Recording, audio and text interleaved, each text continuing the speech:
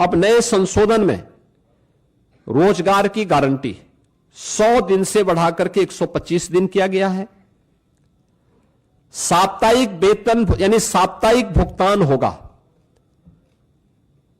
ऐसा नहीं कि महीनों और वर्षों लग रहे हैं। अब हर सप्ताह लेबर ने काम किया तो साप्ताहिक उसे भुगतान होगा, और देरी होगी तो इसका मुआवजा भी देना होगा, यानी उसके लिए अतिरिक्त तो उसको ब्याज देना होगा।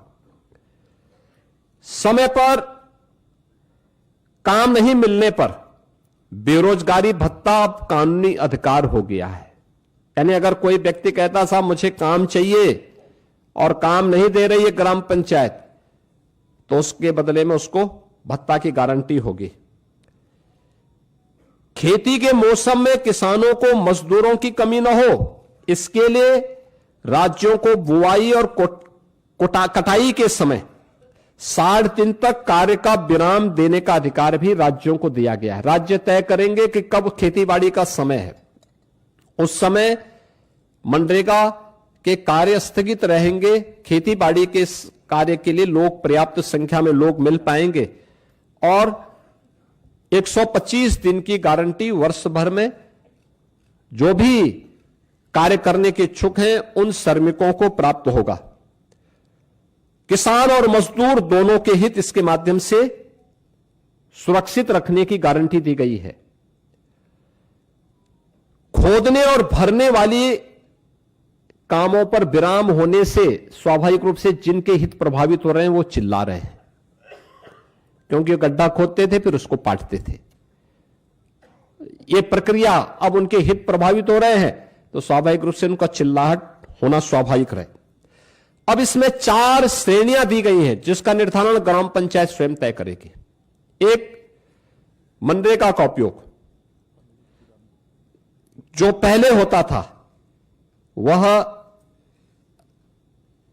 कोई अस्थाई पर संपत्ति आप नहीं बना सकते थे, लेकिन अब विकसित भारत जी राम जी के माध्यम से हम अस्थाई संपत्ति का निर्माण कर सकते हैं, और उसके लिए 4 प्रकार के प्रायोरिटीज तय की गई, प्राथमिकताएं जो तय की गई, श्रेणियां।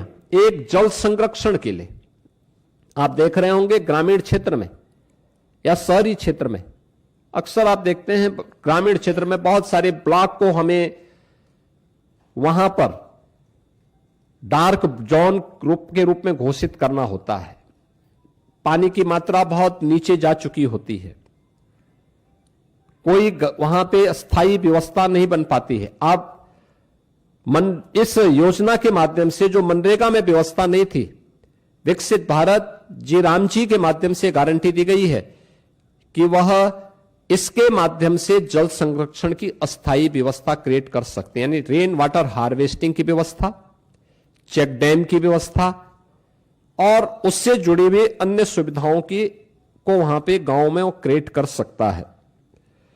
ग्रामीण बुनियादी इंफ्रास्ट्रक्चर के माध्यम से वह इन चीजों को वहां पे विकसित कर सकता है। सड़क, नाली, इन सब का विकास कर सकता है। आजीविका संबंधी इंफ्रास्ट्रक्चर को भी इसके माध्यम से क्रिएट कर सकता है। खेल का मैदान बना सकता है, ओपन जिम का निर्माण कर सकता है। गांव के पास पैसा है, गांव के पास लैंड है, गांव की मार्केट मंडी बना सकता है। गांव में सड़कों पे जहां तहां जो मंडी बनी हुई है उसको हटाकर उसको व्यवस्थित रूप से दुकानें बनवा करके एक अच्छे खाली जगह पर उसको अस्थायी रूप से सड़क से हटा करके एक सिस्टम के साथ जोड़ सकता है, जिससे सुरक्षा की गारंटी व्यापार उस दुकानदार के पास भी हो जाएगी और साथ साथ गांव के पास एक इनकम का माध्यम भी हो जाएगा। इस प्रकार की उसको भी किया जा सकता है। और प्रतिकूल मौसम घटनाओं से निपटने और आपदा तैयारी हेतु भी विशेष कार्य किए जा सकते हैं।